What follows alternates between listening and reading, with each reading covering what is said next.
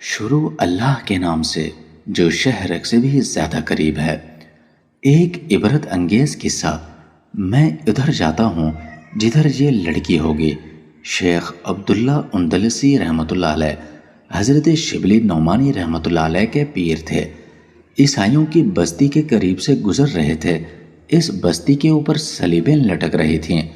تھوڑی دیر کے بعد وہ ایک کنویں پر عصر کی نماز ادا کرنے کے لیے وضو کرنے گئے۔ وہاں کسی لڑکی پر نظر پڑی۔ شیخ کا سینہ وہیں خالی ہو گیا۔ اپنے مریدین سے کہنے لگے، جاؤ واپس چلے جاؤ، میں ادھر جاتا ہوں جدھر یہ لڑکی ہوگی، میں اس کی تلاش میں جاؤں گا۔ مریدین نے رونا شروع کر دیا۔ کہنے لگے، شیخ آپ کیا کر رہے ہیں؟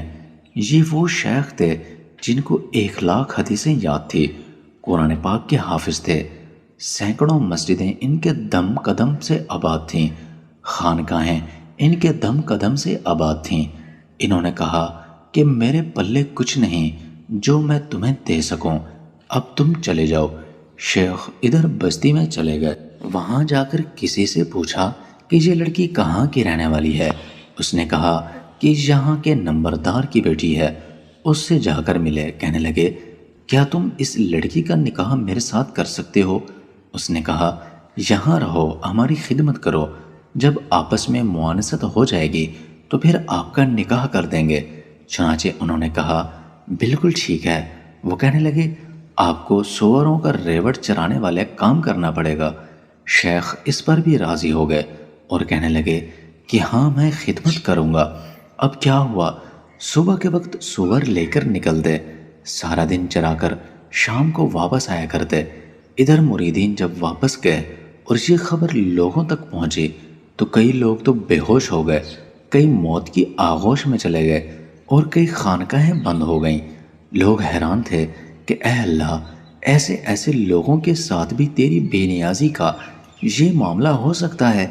1 سال اسی طرح گزر گیا۔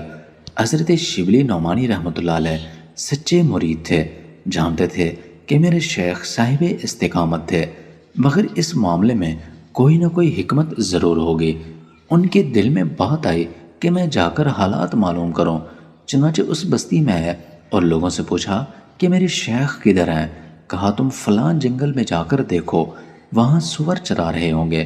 جب وہاں گئے تو کیا دیکھتے ہیں کہ وہی امامہ، وہی جبہ اور وہی عصا جس کو لے کر وہ جمعے کا خطبہ دیا کرتے تھے، آج اسی حالت میں سوروں کے سامنے کھڑے سور چرا رہے ہیں۔ علامہ شبلی رحمہ اللہ قریب ہوئے، پوچھا، حضرت آپ تو قرآن کے حافظ تھے، آپ بتائیے کہ کیا آپ کو قرآن پاک یاد ہے؟ فرمانے لگے، قرآن یاد نہیں۔ پھر پوچھا، حضرت کوئی ایک آیات یاد ہے؟ سوچ کر کہنے لگے، مجھے ایک آیات یاد ہے۔ پوچھا، کون سی؟ کہنے لگے، جسے اللہ ذلیل کرنے پہ آتا ہے اسے عزتیں دینے والا کوئی نہیں ہوتا۔ پورا قرآن بھول گئے اور صرف ایک آیات یاد رہی جو کہ ان کے اپنے حال سے تعلق رکھتی تھی۔ حضرت شبلی نعمانی رونے لگ گئے کہ حضرت کو صرف ایک آیات یاد رہی۔ پھر پوچھا، حضرت آپ تو حافظ حدیث سے، کیا آپ کو حدیثیں یاد ہیں؟ فرمانے لگے، ایک یاد ہے، جو دین کو بدل دے اسے قتل کر دو۔ یہ سن کر حضرت شبلی نعمانی رحمہ اللہ پھر رونے لگے تو انہوں نے بھی رونا شروع کر دیا۔ کتابوں میں لکھا ہے کہ شیخ روتے رہے اور روتے ہوئے انہوں نے کہا، اے اللہ، میں آپ سے یہ امید تو نہیں کرتا تھا کہ مجھے اس حال میں پہنچا دیا جائے گا۔ رو بھی رہے تھے اور یہ فکرہ بار بار کہہ رہے تھے۔ اللہ تعالیٰ نے شیخ کو توبہ کی توفیق عطا فرما دی اور ان کی کیفیتیں واپس لوٹا دیں۔ پھر بعد میں شبلی نعمانی رحمہ اللہ نے پوچھا، یہ سارا معاملہ کیسے ہوا؟ فرمایا، میں بستی میں سے گزر رہا تھا، میں نے صلیبیں لٹکی ہوئی دیکھیں تو میرے دل میں خیال آیا کہ یہ کیسے کم عقل لوگ ہیں، بے وقوف لوگ ہیں جو اللہ کے ساتھ کسی کو شریک ٹھہراتے ہیں۔ اللہ تعالیٰ نے میری اس بات کو پکڑ لیا کہ عبداللہ، اگر تم ایمان پر ہو تو کیا یہ تمہاری عقل کی وجہ سے ہے یا میری رحمت کی وجہ سے ہے؟ لہٰذا اس میں یہ تمہارا کوئی کمال نہیں ہے، یہ تو میرا کمال ہے کہ میں نے تمہیں ایمان پر باقی رکھا ہوا ہے۔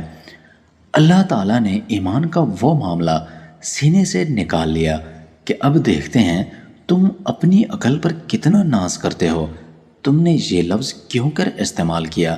تمہیں یہ کہنا چاہیے تھا کہ اللہ تبارک و تعالیٰ نے ان کو محروم کر دیا ہے، تم نے عقل اور ذہین کی طرف نسبت ہی کیوں کی؟ تو ناظرین، اگر آپ کو میری یہ ویڈیو اچھی لگی ہے تو میرے چینل کو لائک اور سبسکرائب کر دیں۔ شکریہ۔